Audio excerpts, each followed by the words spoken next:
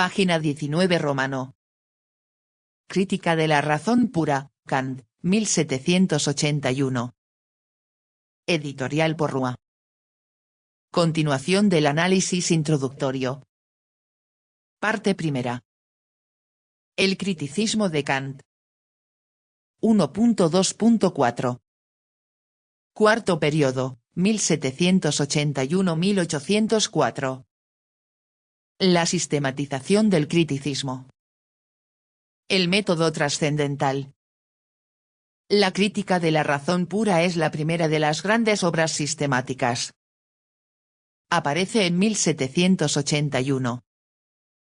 Fue el fruto de muchos años de meditación, bien que redactada casi de un tirón, en 4 o 5 meses.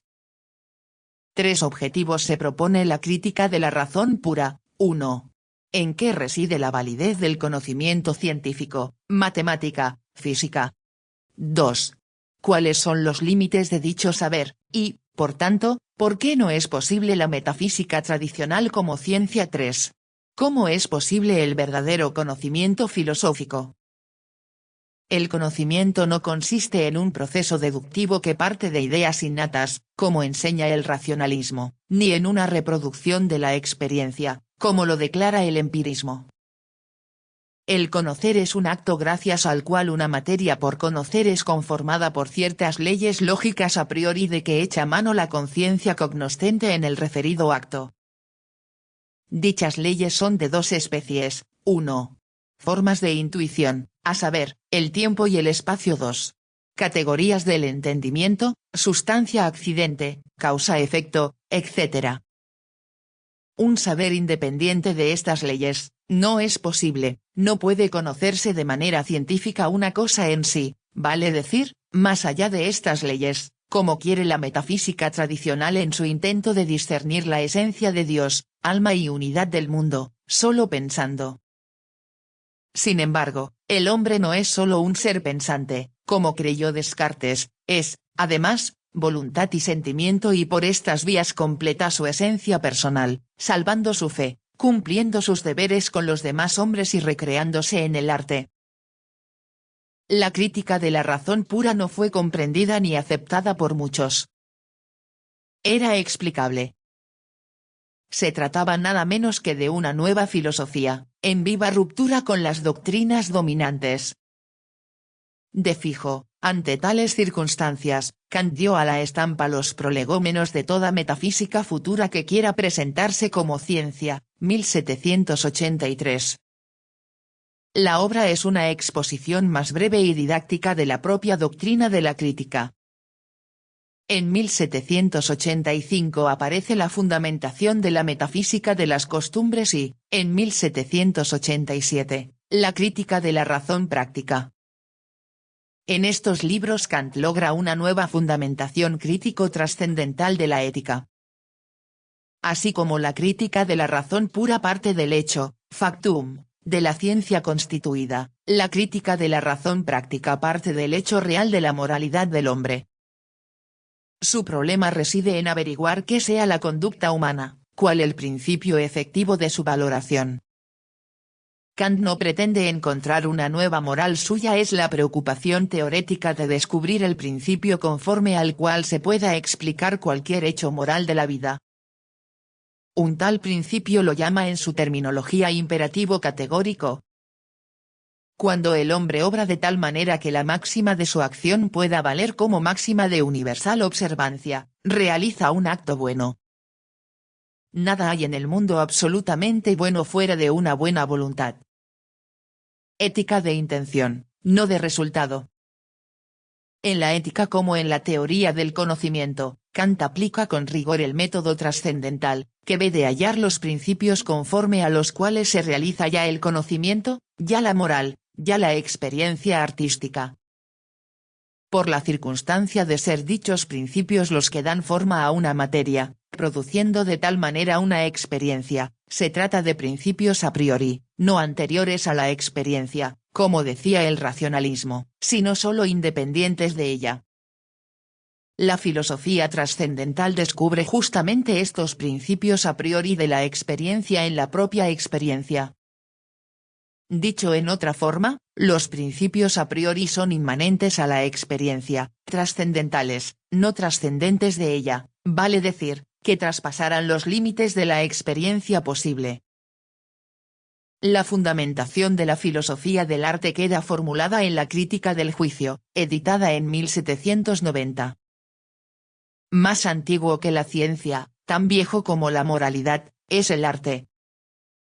Así se impone al método trascendental, además de investigar el principio teorético y el principio práctico, otro principio, el a priori estético.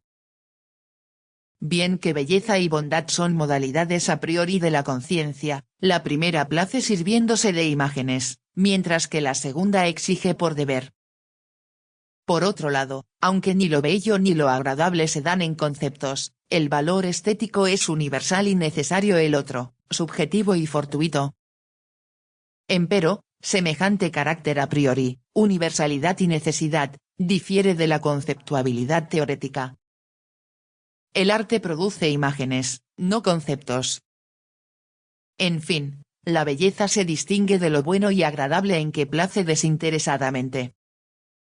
Pues la finalidad que preside el juicio estético se refiere a la armonía de los objetos representados por la fantasía con las leyes formales de la sensibilidad y del entendimiento. La finalidad de la belleza es intrínseca a la obra de arte. No la mueve un fin externo. A pesar de la altura lograda ya por la sistematización kantiana, había opositores de la nueva doctrina.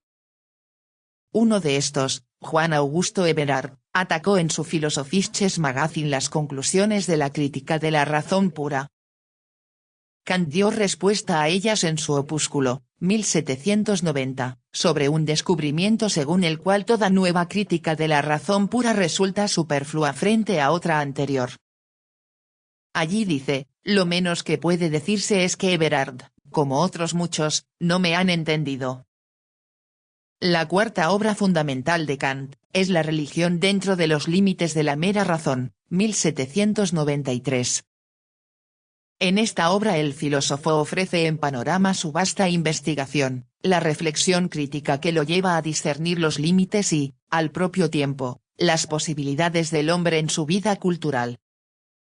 Así como el límite del conocimiento, dentro de las formas de intuición y las categorías, da la clave para descubrir el fundamento de las ciencias. El límite del querer, dentro de los linderos de la buena voluntad, capta la idea del imperativo de la ley moral. El límite del sentimiento, que ha de coordinar razón y querer, prueba el valor del juicio estético. Ahora se ocupa de los límites de la fe, que, dentro de la propia naturaleza del hombre, conducen a mostrar el ideal del reino de Dios sobre la tierra.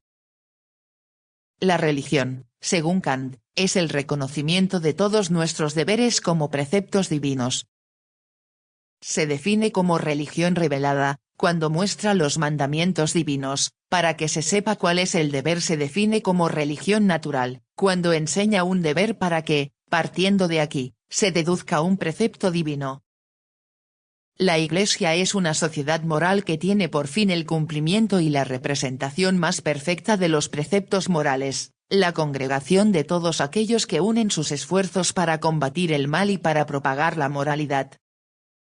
La Iglesia, en cuanto no es objeto posible de experiencia, esto es, la Iglesia invisible, es la reunión de todos los buenos, bajo el gobierno de Dios. La Iglesia visible es, en cambio, la que representa el reino de Dios sobre la tierra, en cuanto puede realizarse entre los hombres. En 1795 formula Kant su pensamiento político en su obra La paz perpetua. En ella hace ver la posibilidad de asociar a los estados para proscribir las guerras. Según Kant, la paz perpetua debe ser una línea de conducta cuyo cumplimiento requiere la creación de organismos internacionales, que acepten la dignidad y autonomía de todos los pueblos. La comunidad pacífica de todos los pueblos es una condición del desarrollo de la historia universal, pero Kant no cree que la historia se desenvuelva de un modo natural como la vida de las abejas o de los castores. Motor de la historia es la libertad. La filosofía de la historia de Kant supera la oposición en que se hallan Rousseau y Herder. La historia no es el extravío de un estado originariamente bueno, ni una evolución natural, es un orden nuevo, diverso al de la naturaleza. El progreso en la historia es el acercamiento a la perfección moral, bajo el cual hay que entender la paulatina realización de la idea. Más tarde, en 1797, dio remate a sus meditaciones sobre filosofía práctica en su libro La metafísica de las costumbres. Allí se presenta metódicamente su filosofía del derecho. El derecho, dice, tiene la tarea de fijar las condiciones bajo las cuales el arbitrio de uno pueda armonizarse con el arbitrio de otro y de asegurar tal libertad de la persona humana. De ahí que la justicia resida en la idea de que solo debe decidirse y practicarse algo tomando en cuenta que el Estado se ha originado sobre la base de un contrato. La idea del contrato no es aquí, como en Rousseau, una explicación empírica del Estado, sino una idea regulativa, una norma que reconoce la dignidad de todos los contratantes. En Kant la justicia es el lazo de unión entre lo externo, la lex jurídica, y lo interno, honestas jurídica, de la conducta. La lex justitiae es la misma que garantiza la dignidad de cada cual dentro de la comunidad general humana.